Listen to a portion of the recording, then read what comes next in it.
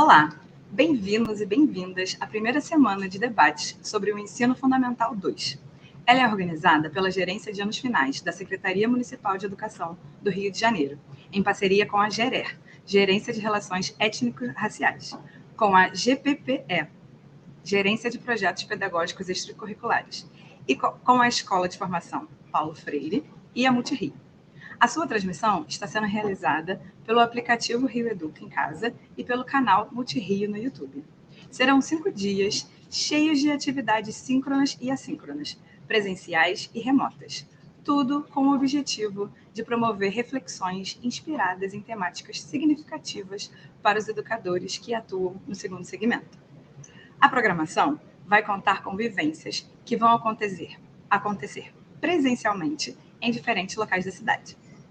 Teremos ainda, de forma virtual, mesas temáticas com especialistas e convidados da rede. E rodas de conversa. Teremos ainda, de forma virtual, mesas temáticas com especialistas e convidados da rede. E rodas de conversa, um espaço de troca de experiências, de ampliação de repertório e de diálogos com diferentes setores da Secretaria das Gerências de Educação e os profissionais da rede, para ficarmos todos por dentro do Fundamental 2. Toda a programação detalhada você encontra no link abaixo, na descrição do vídeo, ok? Eu sou Caroline Martins, sou P1, professora de Ensino Fundamental de Geografia, e agora estou elemento da Gerência de Educação de Jovens e Adultos. Hoje eu vou mediar a roda de conversas Educação Fora da Curva, a arte de rasurar e reinventar o que praticamos, para a gente pensar e trazer para a roda de diálogo novas metodologias, interrogações nos currículos, inovações, múltiplas inteligências e valorização de narrativas plurais. Para a nossa roda, eu convido 3 gerentes da Coordenadoria de Ensino Fundamental. Começamos com Samantha Alves, gerente de anos iniciais. Bem-vinda, Samantha. Temos também Pedro Bárbara, gerente dos anos finais. Bem-vindo, Pedro. E para completar nossa roda, chamo agora Geise Nicolau, gerente de Educação de Jovens e Adultos. Bem-vinda, Geise. E para iniciarmos os trabalhos, eu chamo Pedro Bárbara para falar um pouco sobre essa temática. Olá, bom dia a todas, a todos. Obrigado, Samantha, obrigado, Geise, obrigado, Carol, por essa oportunidade de nos encontrarmos dentro desse espaço que é essa grande roda de reflexões sobre os desafios do Ensino Fundamental 2, e hoje trazendo essa temática para essa nossa roda, trazendo a temática da rasura e da reinvenção, 2 palavras muito estratégicas para a gente pensar um pouco do que a gente prevê, né, que a gente deseja que aconteça nas nossas escolas, especificamente essas que atendem às turmas de Ensino Fundamental 2, sexto ou nono ano, Projeto Carioca 1, Carioca 2, Travessia, enfim. Para essa roda, a gente pensou a ideia de trânsito, de transição, né?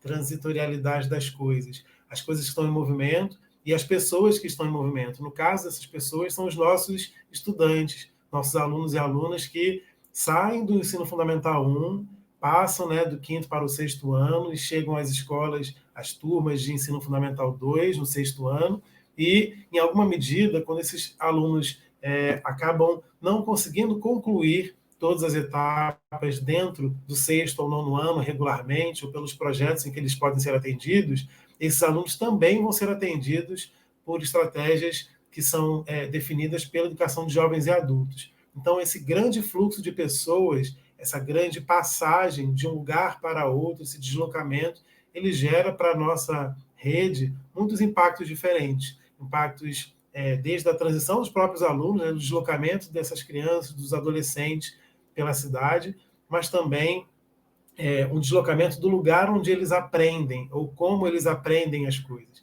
Então, por isso, essa roda se faz tão importante, para a gente pensar com cuidado esses passos, né, que esses estudantes têm dado na nossa rede. E aí, para colocar aí alguns temperos nessa nossa roda,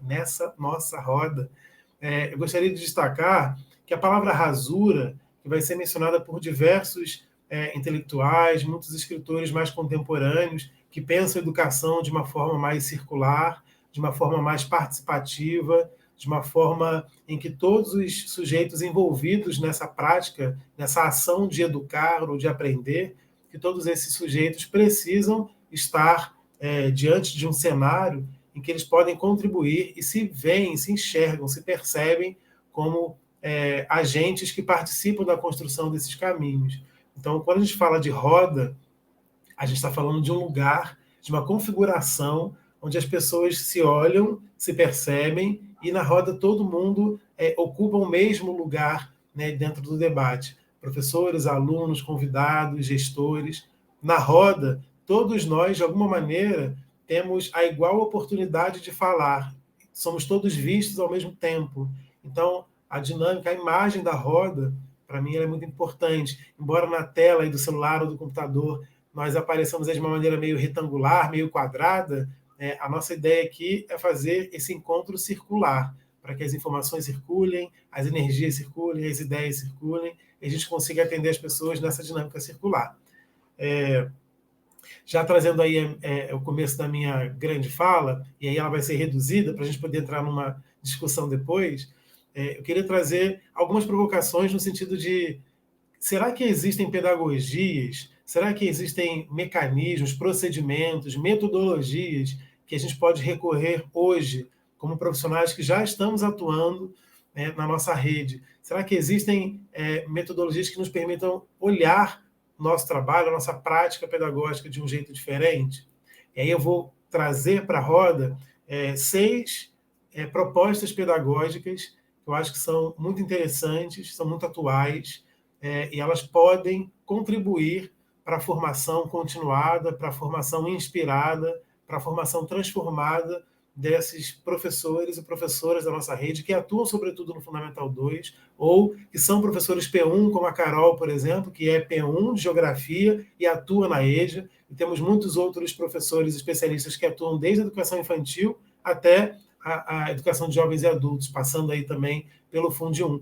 Então, nós estamos em todos os lugares dessa rede também, em alguma medida. Então, é importante que a gente pense sobre essas possibilidades de agenciamento da diferença, né, de um trabalho pedagógico diferente, mas potente.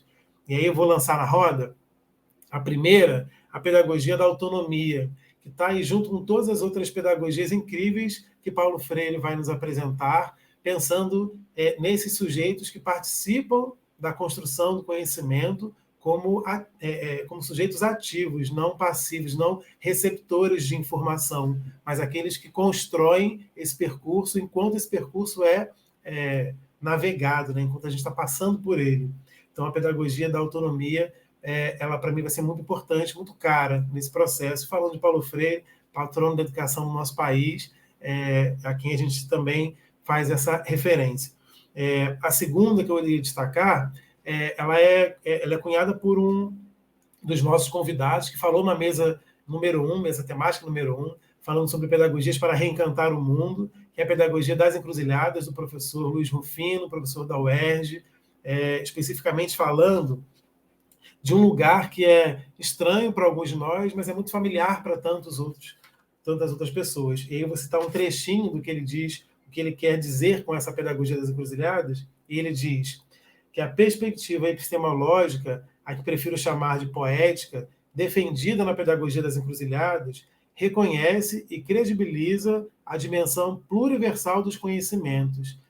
Rufino está dizendo que não há uma dimensão universal para sabermos as coisas, para acessarmos as coisas, mas ele vai dizer sobre essa perspectiva pluriversal, ou seja, muitas formas de dizer, muitas formas de nos relacionar com aquilo que está sendo dito. E aí, falando já da terceira provocação, seria a pedagogia engajada, que a gente vai encontrar no livro da Bell Hooks, Ensinando a Transgredir. E aí também vou citar um trechinho do livro da Bell Hooks, que é uma autora que não é brasileira, né, mas ela dialoga nesse livro especificamente com as pedagogias defendidas por Paulo Freire. Então, ela fala sobre o encontro dela com as ideias de Paulo Freire, com a pedagogia defendida por Paulo Freire, e ela tem algumas expectativas de que essa pedagogia seja engajada, que ela seja potente. E ela diz, no capítulo 1, página 25, a educação como prática de liberdade é um jeito de ensinar que qualquer um pode aprender. Esse processo de aprendizado é mais fácil para aqueles professores que também creem que sua vocação tem um aspecto sagrado, que creem que nosso trabalho não é o de simplesmente partilhar informação, mas sim o de participar do crescimento intelectual e espiritual dos nossos alunos. Ensinar de um jeito que respeite e proteja as almas dos nossos alunos é essencial para criar as condições necessárias para que o aprendizado possa começar do modo mais profundo e mais íntimo. Quando ela fala da dimensão espiritual, ela não está falando de religiosidade, ela está falando sobre a essência de quem nós somos, sujeitos que somos, com todas as nossas diferenças, que não devem nos, de uma maneira hierárquica, nos colocar acima ou abaixo de ninguém, somos apenas singulares. E essas singularidades estão todas presentes na sala de aula, em todas as salas de aula. E aí, falei então da pedagogia da autonomia, da pedagogia das encruzilhadas, da pedagogia engajada. Vou citar também, dentro da fala do professor Renato Nogueira, que é professor da Universidade Federal Rural do Rio de Janeiro, da Rural, né? Ele destaca a importância da pedagogia da pluriversalidade, falando justamente sobre esse encontro, sobre essa confluência de saberes, de modo de ser, de pensar e de se localizar no mundo contemporâneo, na educação, sobretudo, de uma maneira em que todos os corpos singulares, todas as ideias singulares sejam organizadas de maneira a confluírem para o melhor aprendizado de todos nós. Então, essa é a minha quarta sugestão. A minha quinta sugestão fala sobre a pedagogia da circularidade, de um autor que foi pesquisador na Federal da Bahia, um pesquisador que cunhou o termo circularidade, né, vindo também dos valores civilizatórios afro-brasileiros, da professora Zoida Trindade. Ele vai definir essa pedagogia da circularidade a partir de um encontro com esse lugar que a roda representa. E ele diz na sua obra: em roda, todo ponto de vista é a vista do todo, como bem nos lembra outros autores que pensam essa concepção mais circular para as pedagogias. Então, Tássio Ferreira é um autor muito jovem também, né? A gente está trazendo aí algumas provocações de autores, de falas, de narrativas mais jovens, para a gente entender como a gente pode se relacionar com esse novo lugar que a gente quer construir, um lugar de interação, de relação, de construção da aproximação das diferenças como um lugar de potência. E, por fim, não menos importante, eu vou citar não exatamente uma pedagogia, mas uma ideia que foi lançada num encontro ontem muito bonito, muito emocionante para mim, com o professor, com o escritor, com o ambientalista, filósofo, Ailton Krenak. Espero que a nossa rede tenha a oportunidade de assistir essa mesa que falou sobre duas questões importantes, né? Ser professor de quem ou ser professor de quê? E lá, nesse encontro com o Krenak ontem, nós falamos sobre a pedagogia do que eu vou chamar de pedagogia da montanha e da floresta. São as vozes da floresta. Quando a gente menciona, quando o Krenak menciona especificamente, que os nossos ancestrais, nossas avós, elas podem se manifestar de diversas maneiras. Que a montanha pode ser nossa irmã, que a floresta é nossa irmã, que o peixe, o rio, o sol são nossos familiares, e que a gente aprende todos os dias com essa natureza. E nós somos parte da natureza, né? Não somos apartados dela, nós somos parte da natureza.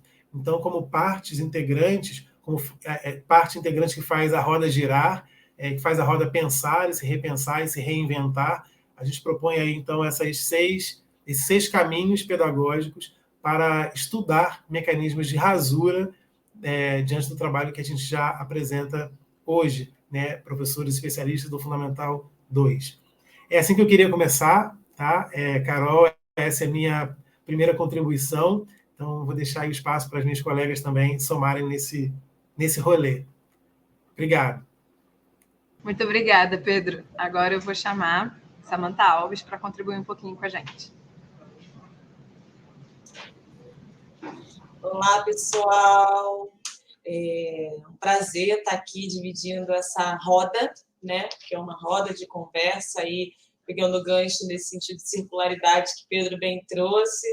Essa roda de conversa com meus colegas, parceiros aqui de trabalho, de rotina diária, Pedro aí à frente da gerência de anos finais, e Geise à frente da gerência de educação jovens e adultos, Carol também está aqui com a gente todos os dias na CEF.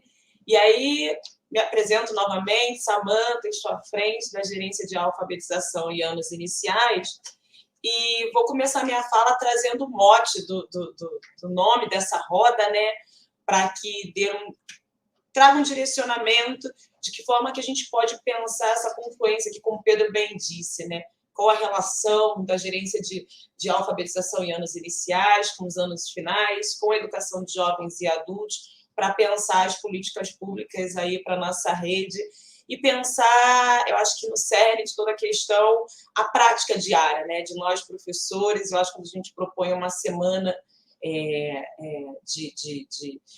essa ação, né, formativa, que ela não deixa de ser formativa, para troca com os nossos professores, com os nossos colegas, ela traz esse bom juízo. De que forma nós, como Secretaria Municipal de Educação, junto a vocês, obviamente, estamos pensando aí formas de fazer com que essa roda gire, né? Essa roda da aprendizagem, essa roda do conhecimento.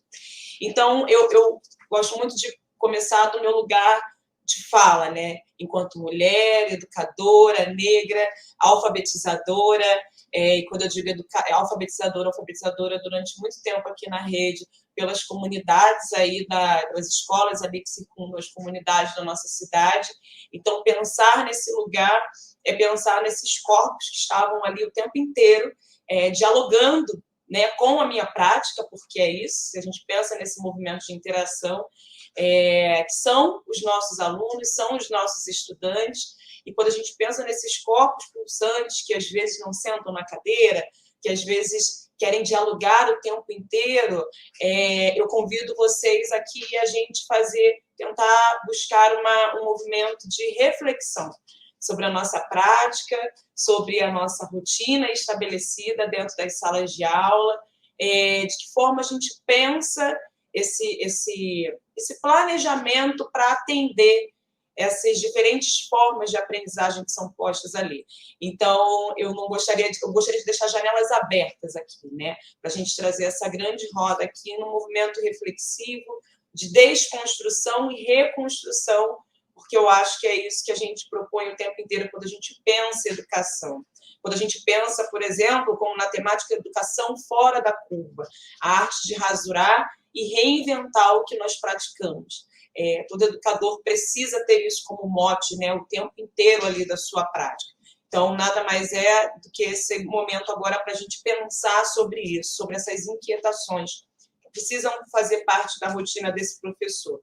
E aí, quando eu parto desse lugar de fala, da rotina alfabetizadora, né, que parte-se muito da rotina dos anos iniciais, mas também a gente sabe que vem adentrando aí a questão dos anos finais com alguns estudantes que chegam a essa etapa de ensino ainda com alguns processos a serem estabelecidos, ou a própria educação de jovens e adultos. Mas quando a gente pensa isso, e a gente entende que a alfabetização ela acontece durante todo o percurso, né, da nossa vida, nesse olhar de seres inacabados, a gente começa a reconstruir alguns caminhos para a nossa prática, para o atendimento desses desafios que são impostos na nossa rotina diária, né, na nossa prática ali em sala de aula. E aí eu trago algumas situações aqui que são muito típicas, né, da sala de aula aí na nossa rede, né, que é a gente olhar a situação dos alunos em interação, e muitas vezes ela ser vista como um momento de barulho, mas de acordo com as diferentes concepções e percepções que o educador tem, será que esse movimento de interação ele é visto como meramente um movimento barulhento ou um movimento de diálogo, como Pedro bem disse aqui no início da nossa roda, né? Diálogo desses corpos pulsantes, um movimento às vezes que é visto como uma desorganização de mesas não enfileiradas, mas será que quando eu coloco o mobiliário ali da minha sala de aula dentro desse movimento circular, em que esses corpos se olhem, dialoguem, interajam entre si, eu vejo isso como mais do que um movimento organizado, né? Convido a pensar que sala de aula é essa, né, que a gente vem propondo aí todos os dias na nossa rotina. Dessa educação para a autonomia, para a liberdade, ou para tolir esses corpos pulsantes que estão ali todos os dias e que a gente tem que aprender a lidar com eles dentro da nossa rotina, né? Quando a gente pensa em possibilitar práticas de conhecimento, de aprendizagem dos nossos estudantes, são para esses sujeitos que estão sedentos por viver experiências, experimentações, é para eles. Então, a gente precisa tê-los como foco ali do nosso trabalho. E aí, tudo isso que eu começo a minha fala aqui dizendo, eu acho que passa muito pelo lugar da concepção, né? Da perspectiva, do que a gente traz no bojo da nossa prática pedagógica. E aí, quando eu trago isso aqui para a gente pensar, de pararmos para refletir, essa parada ela é mais do que estratégica, ela é uma parada para um movimento, como o Pedro bem disse, é a gente parar para refletir sobre a concepção de educação que orienta a nossa prática.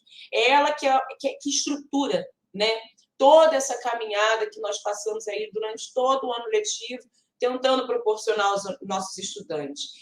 Orienta a nossa prática no sentido dos percursos, dos recursos que são colocados diariamente, para que dê suporte aos diferentes movimentos de aprendizagem dentro dessa sala de aula. Essa prática, ela sempre fala de um lugar.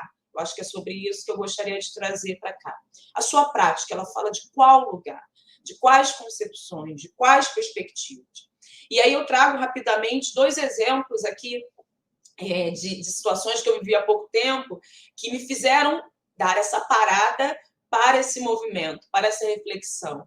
Há pouco tempo tive contato com um vídeo de um professor da rede, um professor de educação física, em que ele no sentido de mobilizar toda uma escola para desenvolver um projeto a partir do olhar para os passinhos, né? Então, ele traz dentro do projeto que ele estava estabelecendo na escola o engajamento junto com os outros colegas, professores de outras áreas, as outras turmas, um projeto pedagógico ali dentro, anual, para aquela escola, e que parte desse lugar de olhar para essa cultura que muitas vezes é considerada uma não cultura, quando se olha para o funk, quando se olha para o passinho, mas que esse professor entende que esse lugar do qual eu estou dizendo aqui é o lugar de muitos daqueles alunos ali do território do qual ele dá as suas aulas diariamente. Então, eu trago isso aqui e uma outra situação foi ver 3 estudantes da nossa rede às 7 horas da manhã, numa passarela de uma via pública, no engarrafamento, olho para essa passarela e 2 estudantes ali numa situação de performance e o outro gravando e esquematizando tudo, parando, retoma a gravação e eles colocam de novo seus corpos em performance e eu ali no engarrafamento observando aquilo tudo, enquanto educadora desse lugar e refletindo, né, a parada estratégica, né, a parada para o movimento. Será que esses corpos são vistos dentro dessa escola que eles vão entrar daqui a pouco, que o sinal vai tocar? Será que esses saberes são considerados, essas experiências são consideradas dentro da rotina escolar? Então, eu trago aí esses 2 movimentos, tanto partindo do olhar de um professor, quanto das experiências desses estudantes, para a gente se perguntar como que a gente vem mobilizando o ambiente escolar para esse movimento, para esse olhar circular, de entender essas práticas, entender esses saberes prévios dos nossos estudantes, que adentram a todo momento a nossa sala de aula e que muitas das vezes a gente coloca esses saberes num lugar à parte, como o Pedro bem disse aqui, né? Um lugar apartado e não fazendo parte dessas rotinas. E aí, obviamente, olhar isso é olhar as diversas experiências da nossa cidade, diversos territórios. Coincidentemente, nada combinado, mas como o nosso trabalho aqui ele vem de forma muito alinhada, eu trouxe aqui também, Pedro, Bell Hooks, educação, ensinando a transgredir, educação como prática da liberdade, e trouxe um trechinho aqui, e olha como foi muito perto, né? Pedro foi lá na página 25, eu separei um trechinho aqui da página 23 a 24, desse livro que ali, né? É um livro orientador mesmo, para esse professor que deseja parar a todo momento para refletir e proporcionar esse movimento para a alfabetização. Ele traz essa balançada muito na nossa prática. E aí tem um trecho aqui da nossa querida Bell Hooks que ela diz: a sala de aula continua sendo o espaço que oferece as possibilidades mais radicais na academia. Há anos é um lugar onde a educação é solapada, tanto pelos professores quanto pelos alunos. que buscam todos usá-la como plataforma para seus interesses oportunistas, em vez de fazer dela um lugar de aprendizado.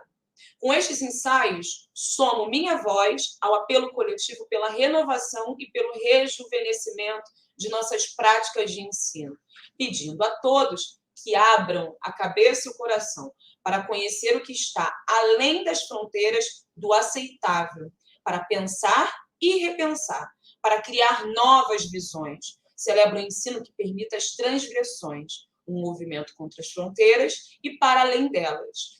É esse movimento que transforma a educação na prática da liberdade.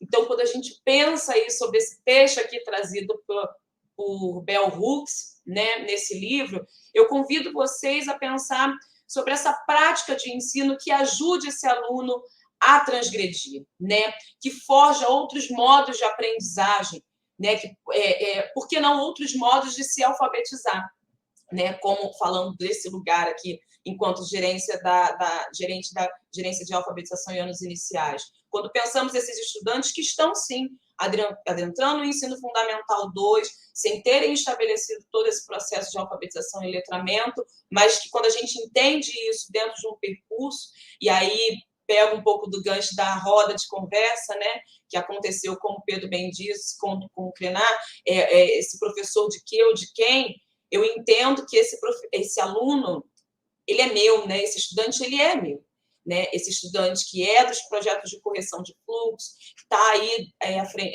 nas salas de aula do projeto Travessia, né?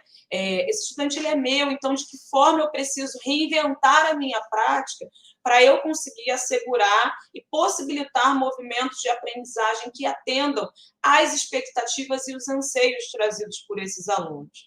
Então, olhar a educação como algo inacabado, olhar, entender, ter essa concepção de seres inacabados, é a gente se entender enquanto educadores, como pesquisadores, né? Se a gente não consegue entender esse lugar do inacabado a partir de que eu preciso a todo momento pesquisar, me reinventar, estar à frente dos desafios, obviamente a gente não consegue entender a essência aí do movimento da educação.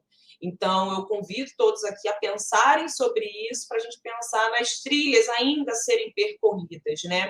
E, obviamente, quando a gente pensa nessa educação fora da curva e nessa reinvenção, eu convido também a todos aqui a fazerem a reflexão do que seria essa arte de rasurar para reinventar o que praticamos, né? Essa rasura, o borrar que está posto para que a gente construa novos movimentos aí para essa roda, né? Frente aos desafios que a gente tem dentro da nossa sociedade contemporânea. Enfim, não tem como a gente fingir que não está vendo isso. Ela está posta todos os dias na nossa rotina. Então, a gente precisa criar formas de enfrentamento no sentido de possibilidades, né? Para que a gente construa aprendizagens numa trilha aí mais segura aos nossos estudantes. E fechando aqui a minha fala, eu vou trazer aqui algo para a gente pensar as entregas que a gente tem aqui enquanto coordenadoria de ensino fundamental, já que essa roda aqui fala das nossas gerências, né?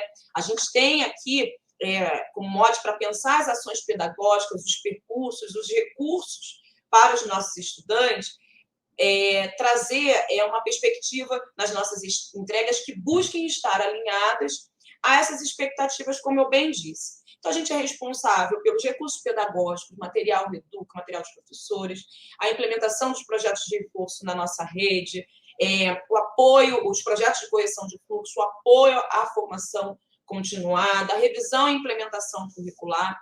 Então, tudo isso a gente tenta pensar de forma estruturada para proporcionar essa dimensão crítica a esses estudantes. Então, os professores que estão à frente aí das suas turmas são os grandes mediadores desse processo, eles precisam ter muita segurança e aprofundamento de todos esses recursos e ações e orientações que nós, enquanto nível central, tentamos sempre orientar a nossa rede, sempre bebendo muito do que está lá no chão da escola, dos desafios que estão postos, para que os nossos educadores consigam, de alguma forma, trazer pautas e narrativas a partir desses materiais que dialoguem com essas diferentes infâncias e juventudes que estão colocadas ali dentro do coletivo escolar.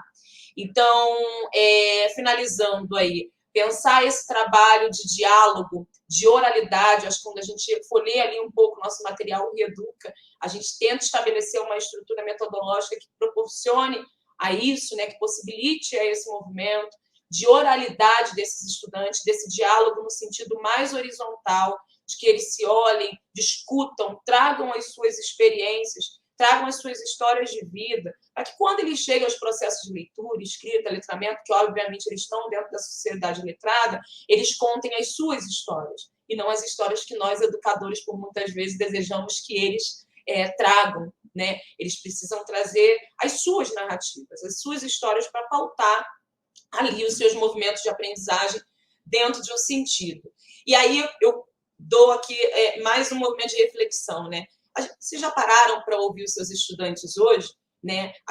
As carteiras ali, o mobiliário da sua sala de aula, eles se movimentam, seus estudantes se sujam ainda de tinta lá nos anos finais, na educação de jovens e adultos, às vezes até dentro dos anos iniciais, isso acaba sendo mais visto ali no primeiro e segundo ano, depois esse movimento, essa ação pedagógica é mais um pouco deixada de lado. Quantas vezes vocês colocam ali para eles se sujarem de tinta?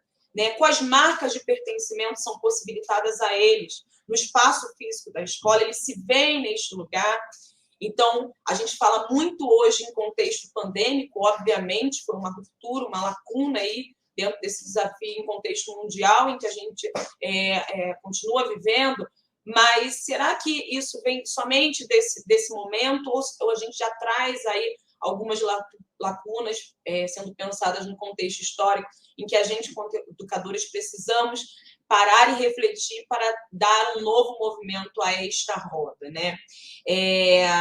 Pensar a transição desses alunos que saem ali dos anos iniciais, no 5º ano, adentrando aí os anos finais, no 6º ano, no ensino fundamental 2, é necessário a gente pensar sobre a representação social desses espaços ocupados por esses estudantes.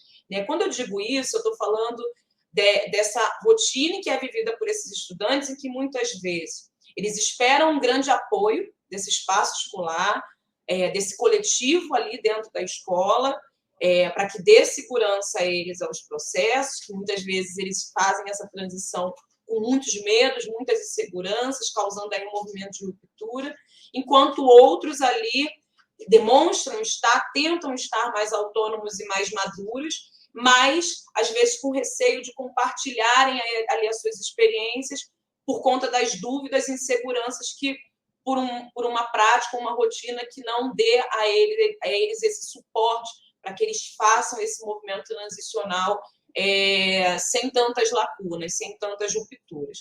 Então, acho que, como educadores, a gente precisa estar atento a esses movimentos, mas eu acho que tudo isso passa muito pelo lugar da concepção, da perspectiva de educação que a gente traz. E aí eu convido todos aqui, eu acho que eu vou passar a bola para a minha colega Geise aí para dar caminhos aqui à nossa roda, mas trazer que muitas das vezes a gente tenta olhar, eu quero mudar a atividade, eu quero mudar o material, eu quero mudar o recurso, mas como um movimento estruturante aí da nossa prática, a gente precisa dar essa parada para refletir sobre essa prática a partir desse olhar, né, da rasura e da reinvenção do que a gente se propõe aí todos os dias dentro da nossa ação profissional. Então, já agradeço aqui, passando a bola para a Geise, depois a gente continua mais um pouco. Obrigada. Obrigada, Samantha. Geise, com você. Olá a todos e todas que nos assistem nessa inédita primeira edição da Semana do Fundamental 2, uma semana essencial para a nossa rede, uma semana que evoca o envolvimento das etapas, das modalidades, das faixas etárias, da multiplicidade dos sujeitos, e uma semana que propicia esse encontro, né? Mais uma vez, nós três e Carol apresentando, estamos aqui reunidos para falar da entrega de ensino fundamental da SME, para dialogarmos os ritos de passagem, os fazeres, as aproximações, ainda dos distanciamentos, por mais que caminhemos para diminuí-los, né? Para falar do nosso cotidiano profissional aqui na Secretaria. Bom, antes aí de tocar mesmo a nossa conversa, fazer a roda girar, né, Pedro? Quero novamente me apresentar. Eu sou Geise Nicolau, sou professora dessa rede e pensando no lugar de fala, né, em muitos encontros nossos aqui fora da roda pública, a gente conversa sobre isso, sobre esse fazer e sobre de onde viemos e onde estamos, né?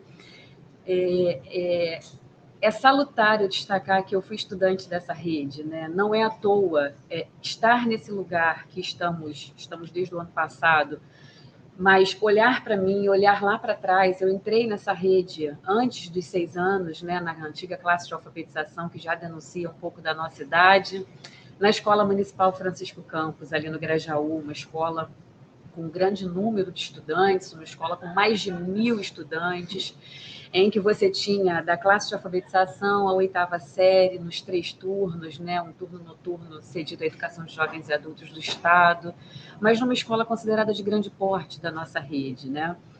E tudo que eu trago, toda a minha vida, eu não consigo contar um relato, uma memória que não tenha a Secretaria Municipal de Educação, por conta dessa trajetória nessa unidade. Quando eu saio para uma unidade, né, e com muita clareza de que queria ser professora, quem é mais próximo de mim sabe que eu nunca quis ser outra coisa diferente de professora, né? Eu digo desde sempre que eu queria ser professora e vou para uma escola estadual, eu retorno a uma escola municipal como estagiária, né, da escola normal, da escola de formação de professores.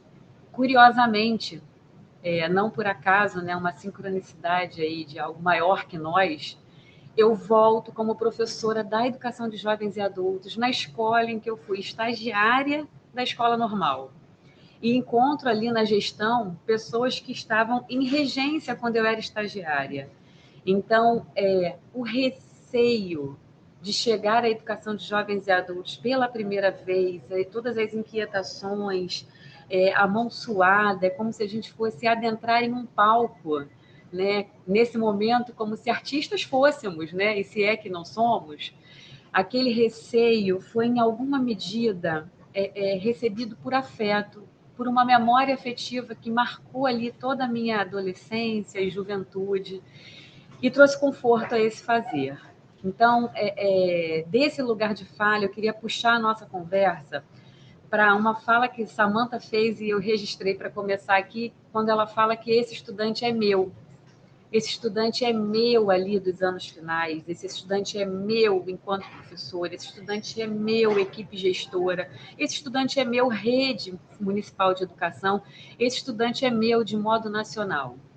E quando eu trago, e aí focalizando um pouco mais na educação de jovens e adultos, esse estudante é meu, esse estudante é nosso, de todo o território nacional. Esse estudante que está na EJA, hoje, ele vem de outro estado, ele vem de outra cidade, ele vem da nossa própria rede, ele é egresso do nosso Fundamental 2. E ele vem aí fazendo esse fio de condução, de narrativa dessa roda de conversa que nós nos preparamos para conversar com vocês. Bom, primeiro de tudo, acho que nunca é demais, considero que é sempre importantíssimo falarmos quem é o sujeito da EJA, e em que medida esse sujeito chega à educação de jovens e adultos.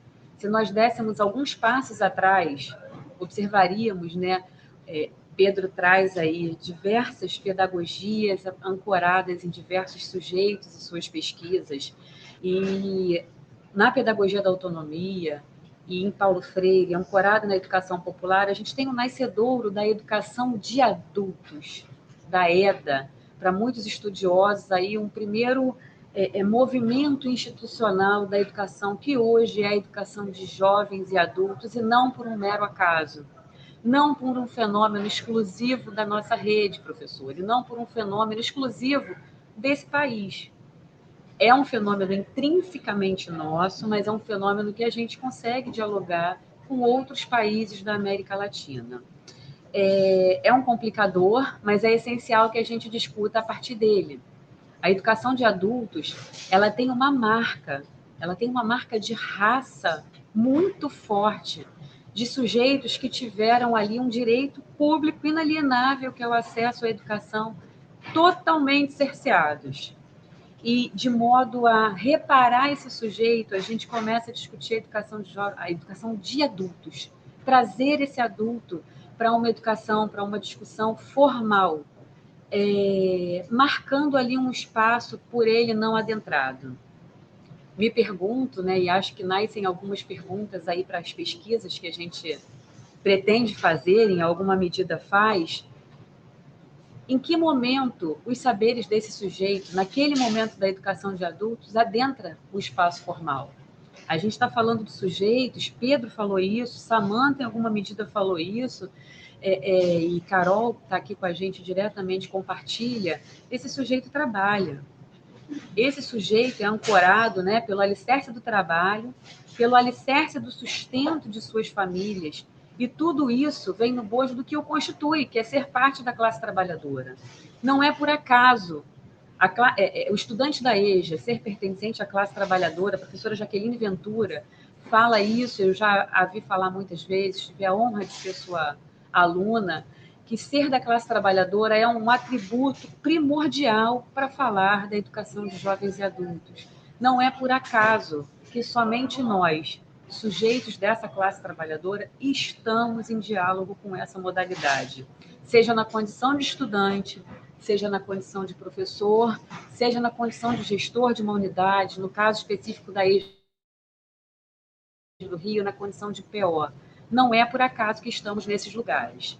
Então, nesses lugares e nessa educação de adultos, o país vem comprometendo seu fazer com a educação e permitindo outras lacunas, que faz com que, aí peço licença quase que poética para fazer um rito de passagem mais rápido, né? Caberia um aprofundamento maior, mas o limite de tempo não nos permite, é assunto para um outro momento mais detalhado, avançarmos e sairmos desse lugar de educação de adultos para a educação de jovens e adultos.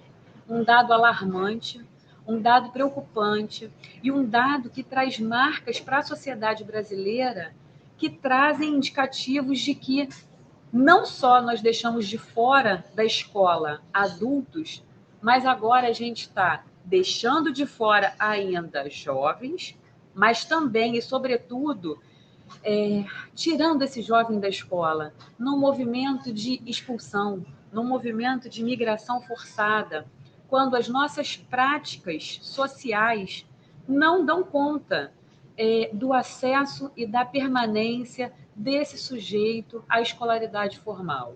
E aí, dados mais recentes, né, os marcadores nacionais mostram que, ao acesso a essa juventude desse tempo, nós avançamos. Sim, avançamos. Trouxemos, em alguma medida, mais sujeitos para dentro da escola. E aí é fundamental que a gente discuta a escola de massa para esses sujeitos. Apesar disso, será, e aí é uma pergunta que eu trago, professor, né, na semana de Fundo 2, certamente uma parcela de vocês é professor também da educação de jovens e adultos, matutina, vespertina e, sobretudo, a noturna. Será que nós temos condição de permanência desse sujeito? E aí temos muitas perguntas para nos fazermos e para deixar as portas abertas, né, aos diálogos que certamente vão acontecer depois dessa semana, as inquietações que chegarão às escolas, depois das vivências e das rodas. Será que as políticas públicas de assistência social estão chegando junto para que esse sujeito não deixe ali o ensino fundamental, sobretudo nos anos finais, nos anos iniciais um pouco menos? Será que as políticas de saúde chegam? Será que os currículos estão discutindo questões que são essenciais ao trânsito desse sujeito ainda adolescente, ali criança e adolescente na sociedade? Então, essas são perguntas fomentadoras para que a gente leve para depois dessa roda e discuta com os nossos pares. Quais intervenções nós precisamos fazer no cotidiano da escola para que a gente possa propiciar esses diálogos múltiplos para esses sujeitos múltiplos?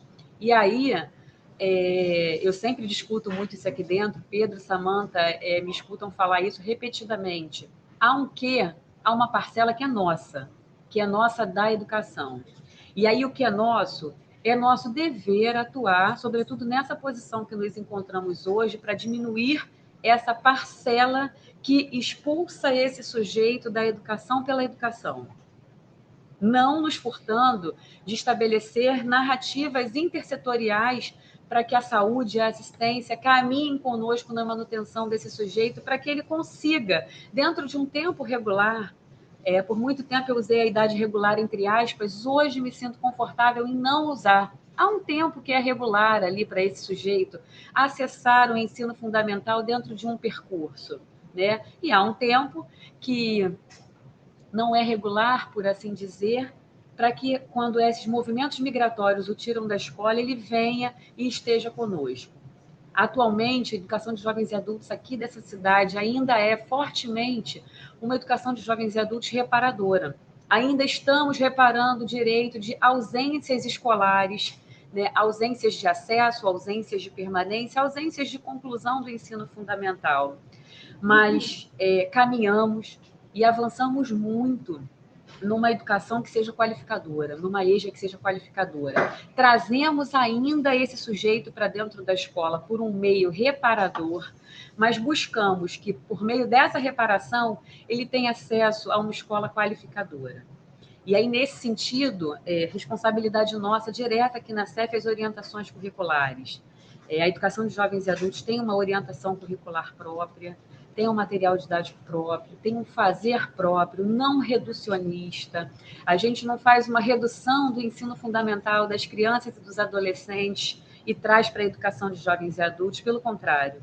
A gente tem uma narrativa e uma construção que eu me orgulho muito, né, de ter sido formada por essa GEJA, que hoje aqui estou tentando formar novos sujeitos que sejam os nossos sucessores nos próximos anos. Daquele lugar de fala que eu mencionei, né, é importante destacar esse ponto. Pois bem, sobre a orientação curricular de EJA, eu não vou me aprofundar, porque tem uma gravação do Conselho Municipal de Educação que eu falo largamente desse processo, disponível para acesso máximo da rede. Mas o que é fundamental a gente destacar aqui e que é crítico, e Samantha já apontou, não vou repetir os itens que ela aponta, porque ele é comum a todos nós, mas que precisamos falar. Esse apoio à formação continuada que a CEF faz e caminha junto com a Escola de Formação de Paulo Freire, ninguém aqui tem dúvida que é crucial para todas as etapas, mas para essa modalidade, para esse lugar que eu estou, eu ousaria dizer que ela é determinante. E aí ela é determinante, mais uma vez, pelas marcas de ausência que nós temos nas nossas próprias formações. Você, professor, que está nos ouvindo agora, se fez escola normal, o que você discutiu de EJA na sua escola normal? Quais interlocuções a educação de jovens e adultos teve na sua formação quando, por muito tempo, nos diplomas da escola normal, dizia que você sai habilitado para atuar na educação de jovens e adultos? O que você discutiu para chegar à sala de aula com esse frio na barriga, né, desse ator que eu trago lá no começo, para discutir e para ser um professor de EJA? Indo para as licenciaturas, né, e aí bastante envolvido com esse público-alvo da Semana de Fundidores, professor, quantas vezes você discutiu sobre a EJA de modo transversalizado em outras disciplinas da sua universidade? Alguns tiveram aí, eu vou usar a palavra privilégio, bem contrariada, porque agora não está me vendo outra cabeça, mas o privilégio de ter esse lugar de uma disciplina que discuta a EJA, com pesquisadores da EJA, que te façam olhar o campo da EJA e entender a história da EJA. Mas precisamos de muito mais para ser professor da EJA.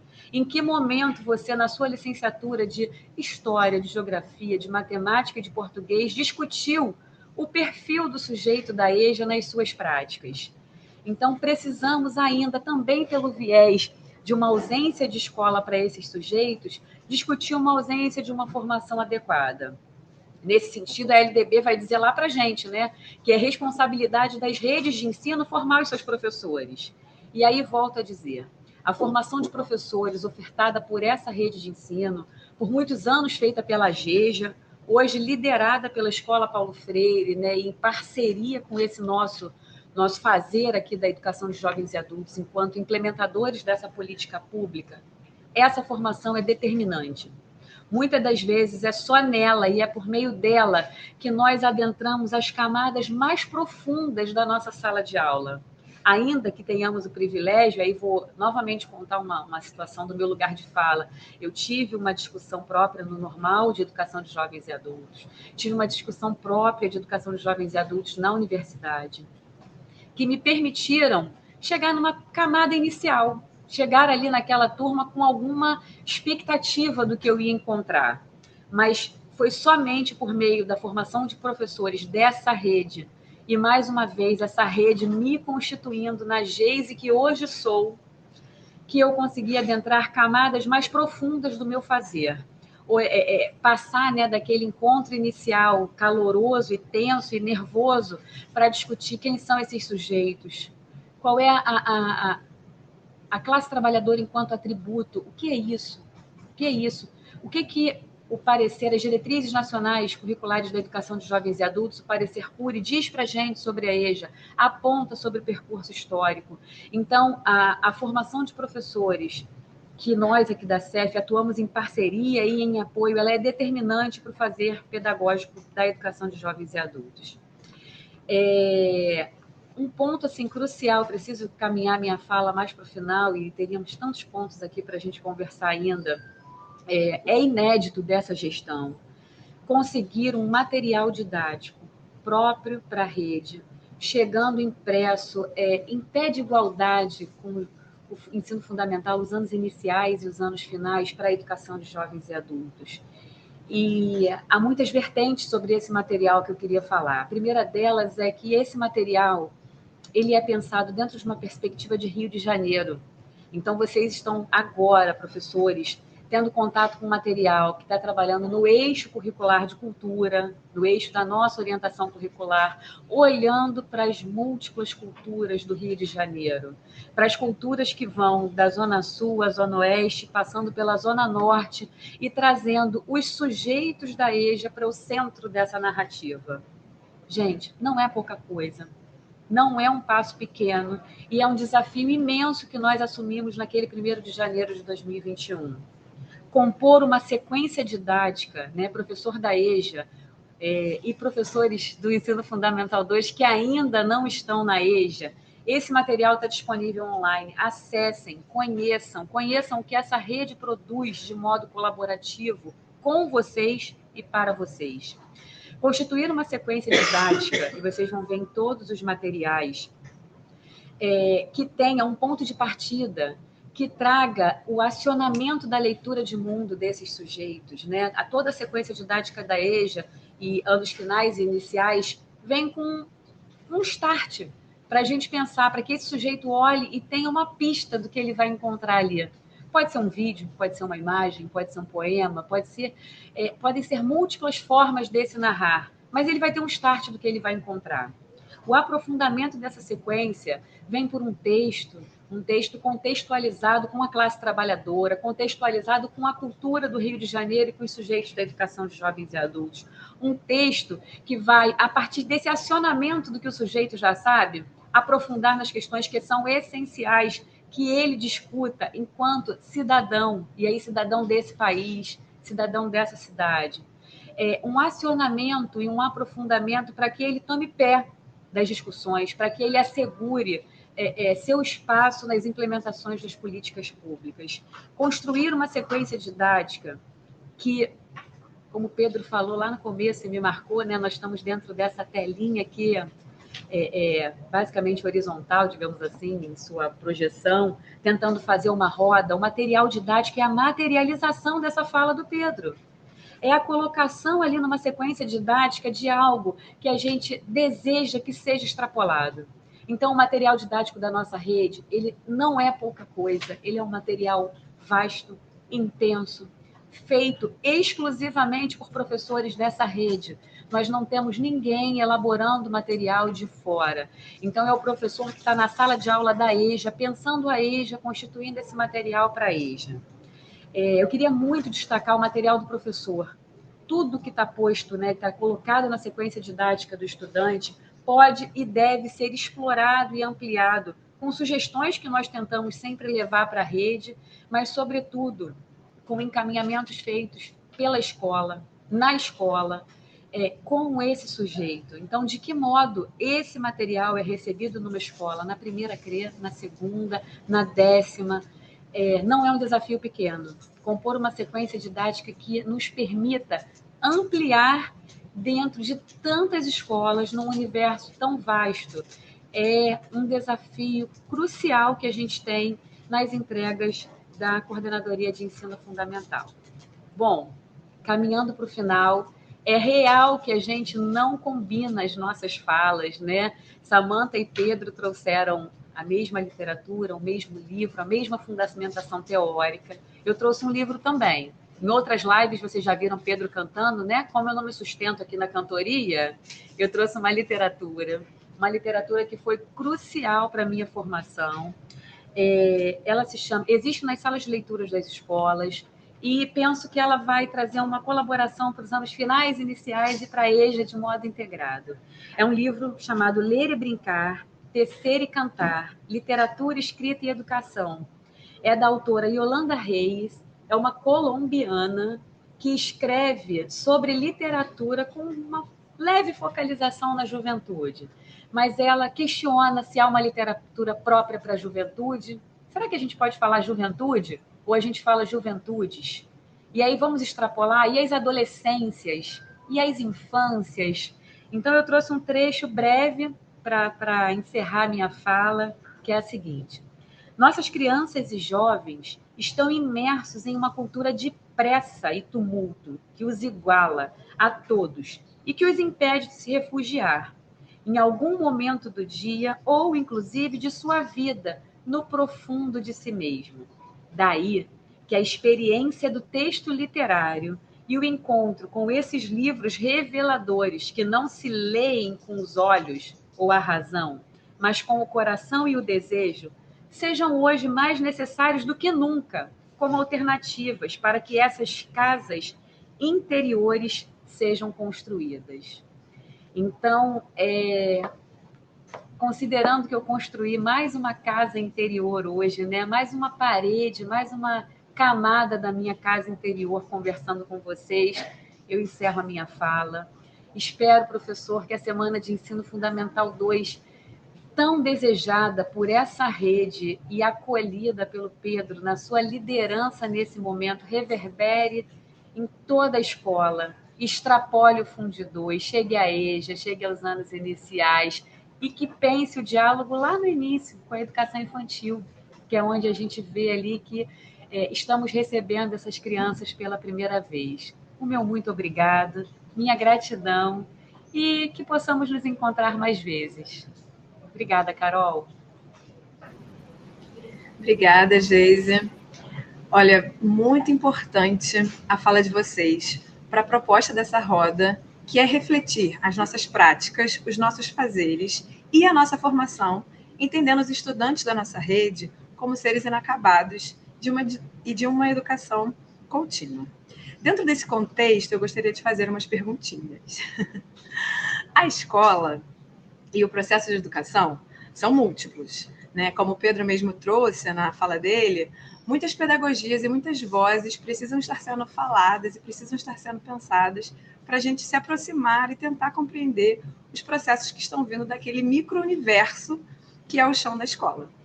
Nesse contexto, eu gostaria que algum de vocês falasse para mim o que a pedagogia da rasura e a pedagogia do contorno pode contribuir para a gente pensar a escola e as suas problemáticas, né? Quais são as reflexões e os alertas que ela traz para esse professor e para essa professora que está no chão da sala de aula, que está lá agora, em 2022, nesse contexto de 1 ano e meio de pandemia e todos os desafios que o período trouxe. Pedro, quer começar? Eu posso começar. Fiquei com vontade de cantar, mas acho que hoje não é um bom dia. Talvez. Vou pensar.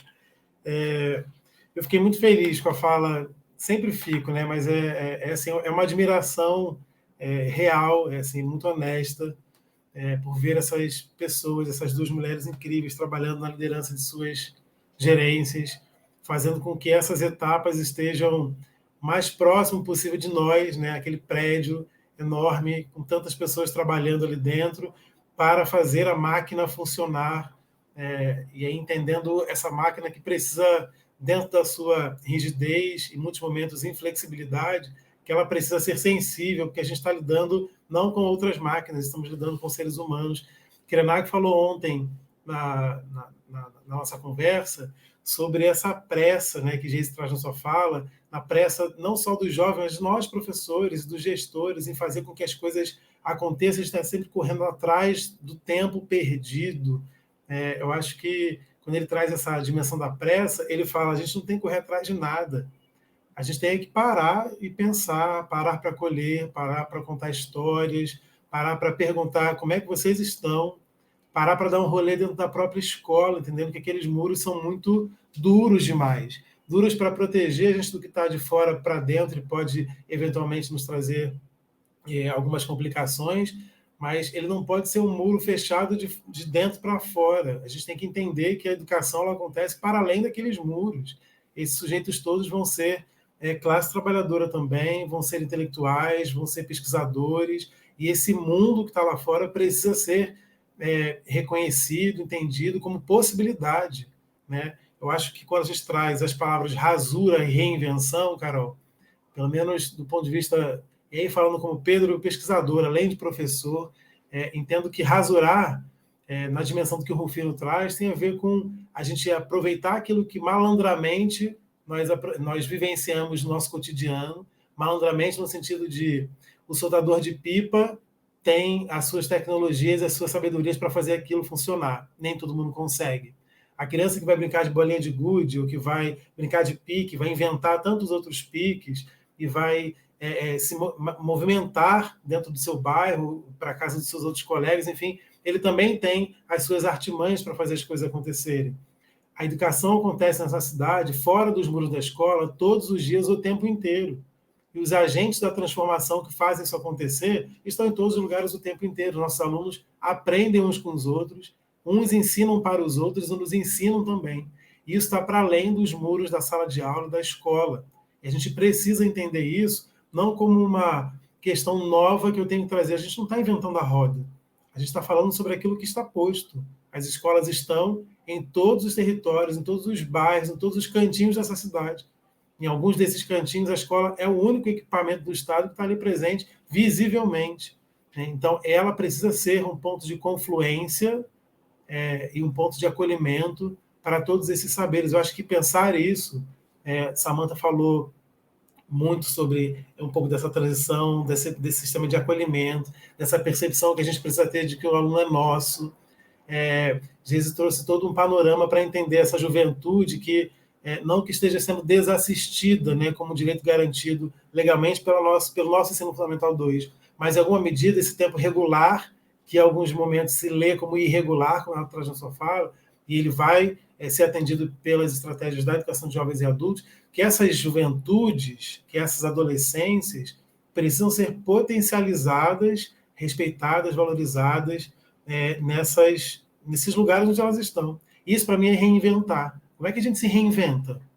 Como é que a gente pega isso que nós já fazemos e potencializamos o que fazemos? Mudamos e precisamos mudar algumas coisas que fazemos até hoje.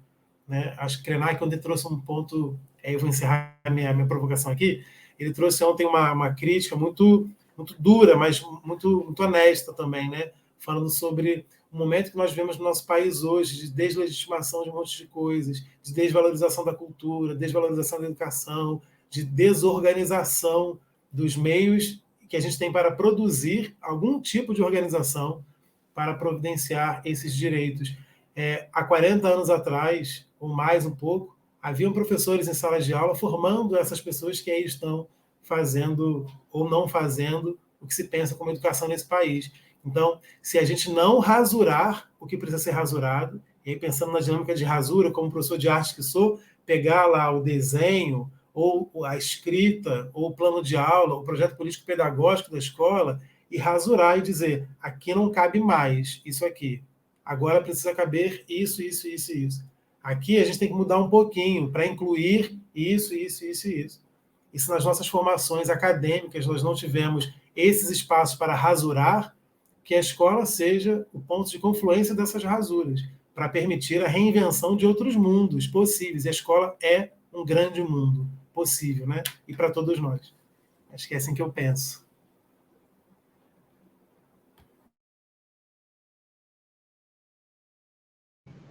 Bacana, muito bacana, gente. Samantha?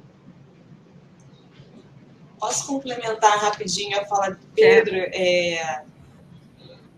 Oi. Então, eu acho que quando a gente pensa, eu acho que Pedro falou agora muito bem, né? É isso, às vezes aquela picada assim que precisa ser dada.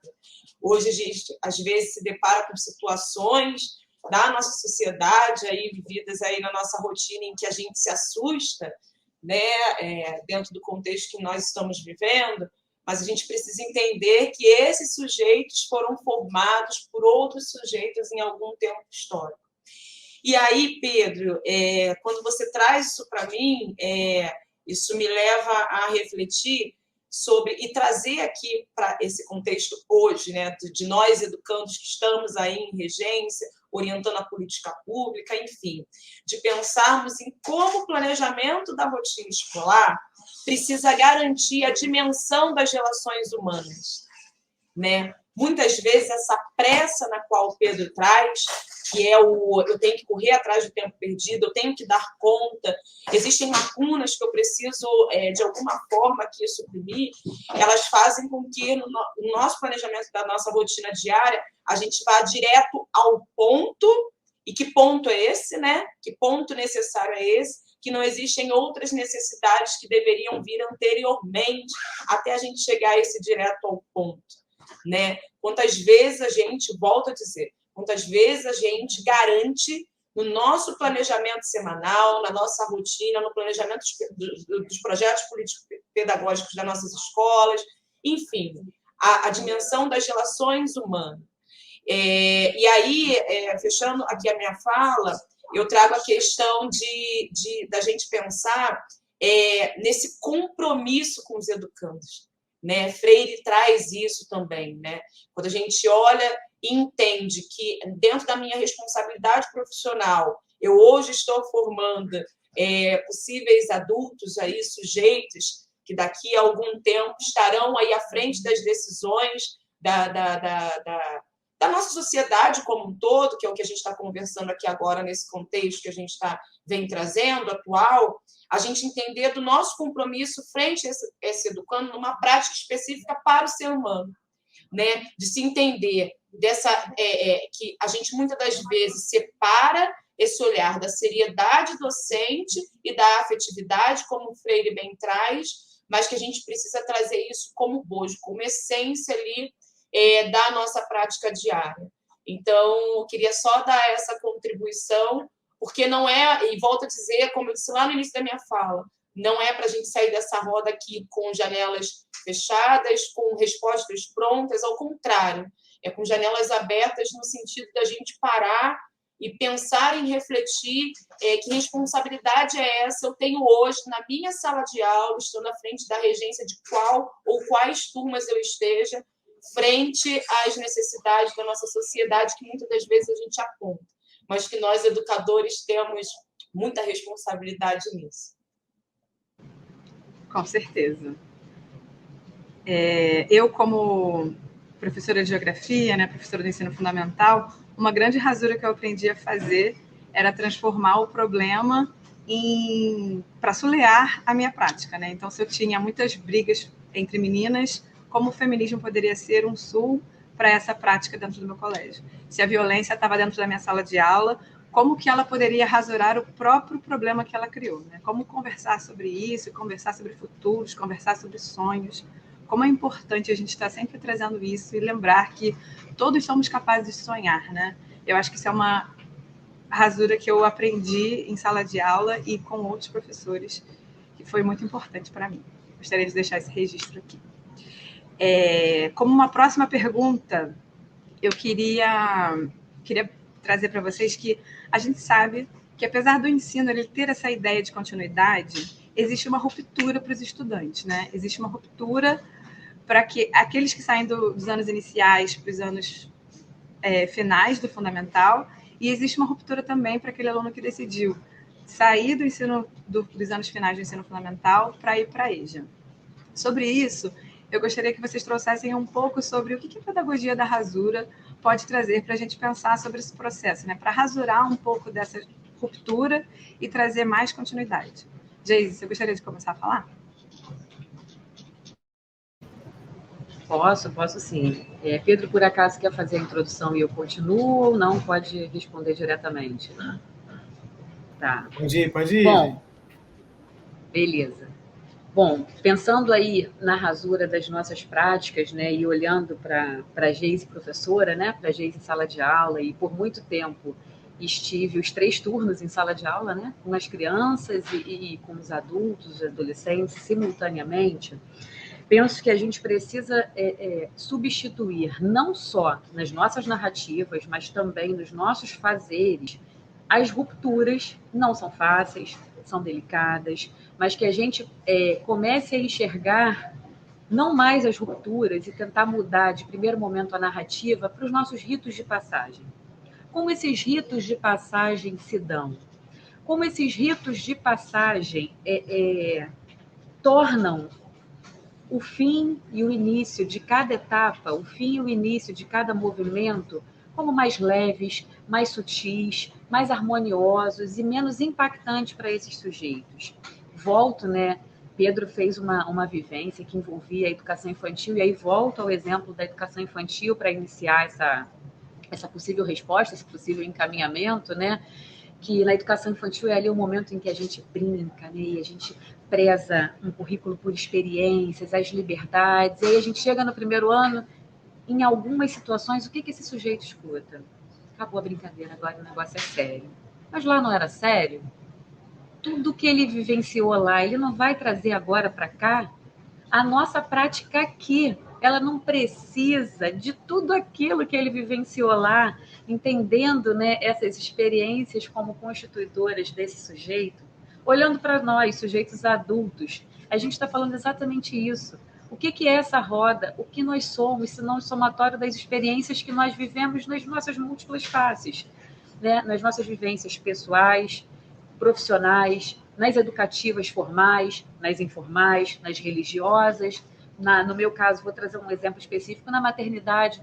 Quanto ser mãe modificou o meu olhar de professora? Algumas coisas que eu vivencio hoje, eu lembro de quando eu estava lá como professora da educação infantil e que vinha à minha cabeça quando eu encontrava aquela criança de 2 anos. Então, esse somatório, essas rupturas, elas precisam, em alguma medida, paulatinamente, ser substituídas por rito de passagem. Então, como eu, Geise, que estou ali naquele momento, com aquele primeiro ano alfabetizando, vou fazer as pontes com a minha colega do segundo, e aí vou fazer esse rito de passagem. Né? Como que eu torno esse movimento mais leve? E aí trazendo um ponto muito forte da educação de jovens e adultos, né? Nós temos escolas na nossa rede que ofertam a EJA 1, relacionada aos anos iniciais, e a EJA 2, que se relaciona aos anos finais, na mesma unidade. Não é simples, quando a gente está na mesma unidade, fazer esse rito de passagem da EJA 1 para a EJA 2. A gente tem na nossa rede uma EJA 1 fortemente marcada pelo público adulto e idoso. E quando ele se vê na necessidade de vivenciar uma ruptura, né? Já pensando aqui adiante, mas fazer o rito de passagem para a EJA 2, onde é uma EJA essencialmente juvenilizada, né? E ainda também adulta, como isso é difícil e como é necessário criar esse rito de passagem.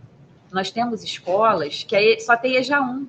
A EJA 2, além de ser um rito de passagem diferenciado, é uma mudança de estrutura física. E o medo do novo, e o medo do acolhimento. A gente fez uma live esse ano conversando sobre acolhimento e o quanto acolhimento é forte para o sujeito. E mais ainda, para o sujeito da EJA. Eu vivenciei uma experiência que eu gosto muito de relatar quando eu estou em alguma formação de EJA, né, fazendo alguma formação específica, que eu trabalhava numa escola exclusiva de EJA 1, ou seja, uma escola voltada para a alfabetização, né, de jovens e e adultos, e eles tinham que fazer esse rito de passagem para a escola de EJA 2, que era um outro prédio, que era uma escola que só tinham professores e diretores, toda a equipe era composta por homens. Então, eles vinham de uma escola fortemente feminina, com marcas, né, dessa mulher ensinando, dessa mulher dialogando, dessa mulher aprendendo, dessa mulher se constituindo, para uma escola que só tinha homens. E aí nós observamos de um ano para outro que menos de 50% dos estudantes efetivaram as suas matrículas na escola de EJA 2. Mais uma vez, um movimento de evasão fortemente marcado. E aí começamos a fazer práticas interescolares. Então, tinham rodas de conversa que aconteciam daquela escola da EJA 2 na nossa, com narrativas daqueles componentes, com a marca desse professor da EJA 2 para o estudante da EJA 1.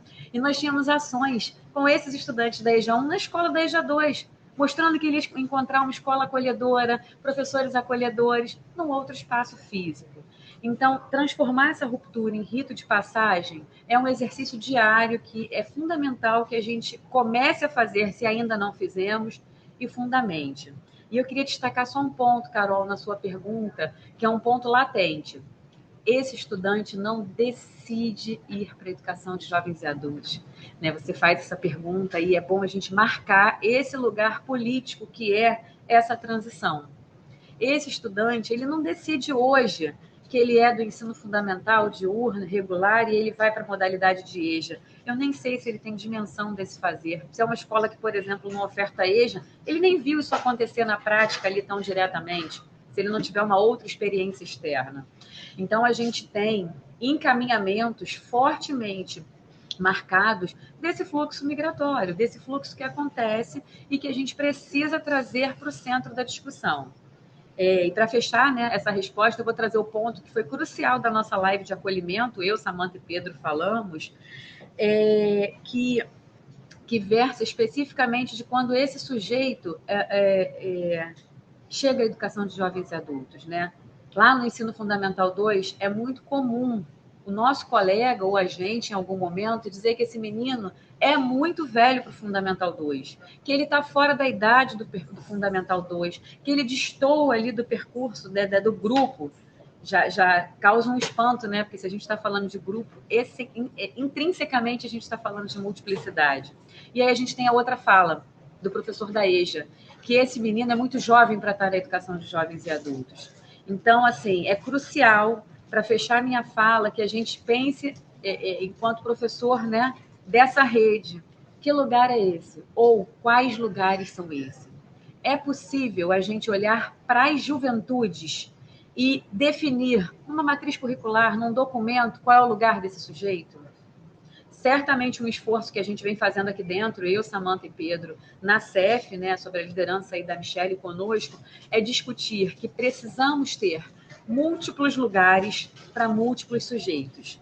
E aí a interface do território, da escola, né, do local, dialogue com esse sujeito para que de fato se entenda nesses múltiplos espaços qual vai ser o mais adequado para receber, para acolher e para caminhar junto com esse sujeito dentro da nossa oferta. Bom, espero aí que acho que eu fui um pouco prolixa, mas quis trazer elementos fundamentais para a sua pergunta, Carol. Nossa, muito obrigada, gente. Mais alguma contribuição final? A gente já está se encaminhando para o fim.